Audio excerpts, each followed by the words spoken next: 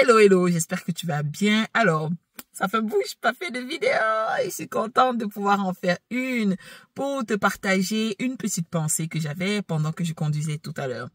Je reviens d'un événement et il y avait beaucoup d'entrepreneurs, des personnes, il y avait des stands, des expositions et je regardais tout ça et tu sais, je suis depuis un certain temps, depuis quelques années, je suis rendue black owned, consommée noir, consommée afro, encourager les afro-descendants, encourager les entrepreneurs noirs.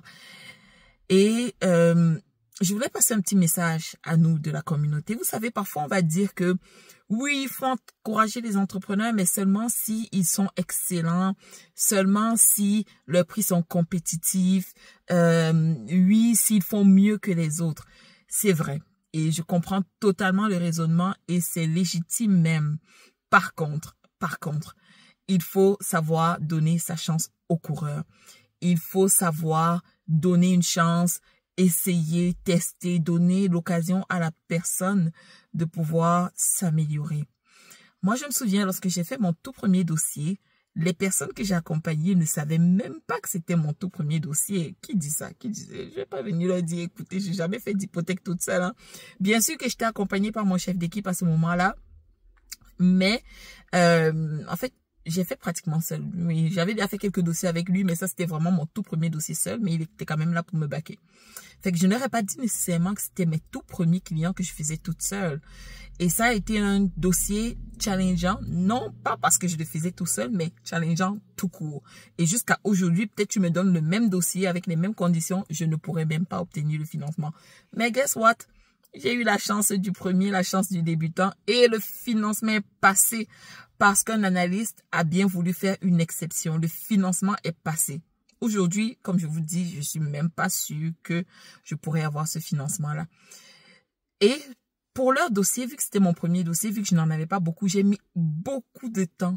J'ai mis beaucoup d'assiduité. Tout était clean lorsque j'ai soumis le dossier. Bien sûr, on a fait des back and forth avec la banque et tout. Ils ont demandé des choses additionnelles, mais et j'ai aussi fait quelques petites erreurs, oui, de débutant. Une petite erreur, je l'ai apprise. Mais on en fait tout le temps. Même ça peut arriver encore que je fasse des petites erreurs comme ça. Mais j'ai quand même fait le dossier. Je l'ai fait, je l'ai pris, j'en ai pris soin et Dieu merci, ils ont eu le financement. C'était mon tout premier dossier toute seule. Ils m'ont fait confiance. Alors, parfois, on va voir les gens qui disent oui, black owned, mais il faut l'excellence. Parfois, même si le service n'est pas encore excellent, même si le produit n'est pas encore excellent, je nous encourage vraiment à supporter la communauté. Supportons la communauté parce que c'est seulement là où on peut donner l'occasion à nos frères, nos sœurs, nos collègues, d'autres entrepreneurs de pouvoir grandir aussi. Si nous, on n'achète pas parce qu'on voit que oui, c'est une petite entreprise, elle vient juste de débuter, qui va lui faire confiance? Et on jette tellement l'argent dehors.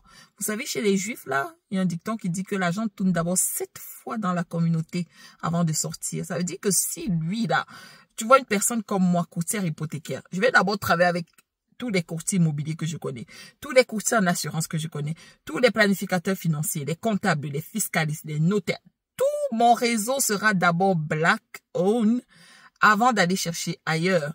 Et bien sûr, je ne le fais pas parce que je discrimine en tant que tel. Non, c'est simplement parce que à force de côtoyer la communauté, à force de réseauter entre nous, à force de travailler ce réseau, de se faire confiance, d'apprendre à se connaître, on finit par développer des affinités et on finit par avoir le réflexe de, voilà, j'ai besoin d'un notaire, je sais qu'il y a un nom comme ça qui va me venir en tête et c'est parce que j'ai déjà discuté avec elle, parce qu'on a des points communs, peut-être parce que c'est une femme ou parce que c'est, regardez, moi, j'encourage beaucoup les femmes aussi en passant, mais je n'ai pas que des collaboratrices femmes, j'ai aussi des collaborateurs masculins.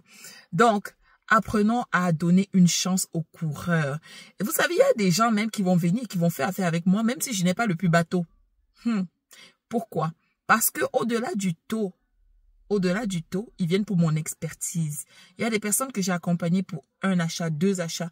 Si je ne leur avais pas donné des conseils stratégiques, peut-être qu'ils ne se seraient pas rendus au 2e achat ou au 3e. Peut-être qu'ils n'auraient même pas fait le premier. Peut-être que si je ne les avais pas boostés, ils ne seraient pas passés à l'action. Alors, peut-être ce taux-là pour eux, bon, ça compense simplement l'accompagnement que j'ai pu faire. D'autant plus qu'ils ne me payent pas, je suis courtière hypothécaire. Donc, parfois... Et c'est de la même façon que moi aussi, hein, quand je travaille avec un professionnel, je ne m'attends pas nécessairement à payer le plus bas prix. Souvent, même les produits Black Owned coûtent plus cher. Souvent, ça coûte plus cher. Donc, parfois, je ne m'attends pas à payer le plus bas prix. Souvent, je vais payer plus cher, mais je serai contente de payer plus cher parce que je sais que ce que j'investis chez elle, là, demain, elle va aller investir chez une autre personne de la communauté. La notaire que je prends, demain, lorsqu'elle va aller à une soirée de réseautage, elle va acheter des produits, peut-être d'une personne qui vend quoi, des produits cosmétiques, peut-être d'une personne qui vend du beurre de karité. C'est un peu cliché, mais il y a bien d'autres services ou de produits que les Noirs offrent. Peut-être qu'elle va prendre un service de massothérapie chez une entreprise noire et ça fait déjà la 2e fois, enfin le 2e cycle, ça fait la 2e personne chez qui cet argent-là tombe. Ensuite, la massothérapeute va aller acheter des produits de massage aussi chez une entreprise noire. La personne qui achète des produits de massage va prendre des services d'un transitaire ou de... je ne sais pas. Donc, l'argent doit tourner dans nos communautés. Please, please, please. Et vous là, vous êtes le mieux placé pour le faire. Encouragez les produits afro, encouragez les initiatives afro. Encourager les professionnels afro, les courtiers immobiliers, courtiers hypothécaires, c'est gratuit pour vous, ça ne vous coûte rien. Et quand on dit gratuit, entre guillemets, hein, il faudrait que je fasse une vidéo dessus, bien pour vous expliquer comment on est rémunéré, mais ça ne vous coûte rien. Fait que pourquoi ne pas travailler avec la communauté? Et je vous dis une fois de plus, vous allez dire, oh, mais il faut que la personne soit excellente. Croyez-moi, pour un immigrant qui est ici au Canada, et qui sait que c'est un pays d'excellence, croyez-moi, il aspire à l'excellence. C'est rare de voir quelqu'un qui est médiocre et qui est là dans le domaine depuis longtemps. Les médiocres là finissent par disparaître par eux-mêmes. Souvent, si une personne est toujours là et qu'il continue d'avoir une clientèle, c'est parce que il est excellent ou du moins il aspire à l'excellence. Et s'il aspire à l'excellence, ça peut arriver des moments où il n'est pas excellent. Ça peut arriver des moments où il y a un petit glitch dans le service. Ça peut arriver des moments où il est malade, où il a une situation familiale qui fait en sorte que malheureusement, sur ce coup-là, le service n'était pas on point. Mais en général, les afros, en tout cas ceux que moi je côtoie, ce sont des bosseurs, ce sont des personnes qui aiment ça, donner du mieux qu'ils peuvent, donner tout ce qu'ils ont. Et c'est pour ça qu'ils ont quitté leur pays d'origine pour venir dans un pays comme le Canada où il fait froid, où il y a de la misère, où parfois on a de la misère à s'adapter, mais qui est un pays plein d'opportunités. On est sur un pays béni, sur une terre bénite.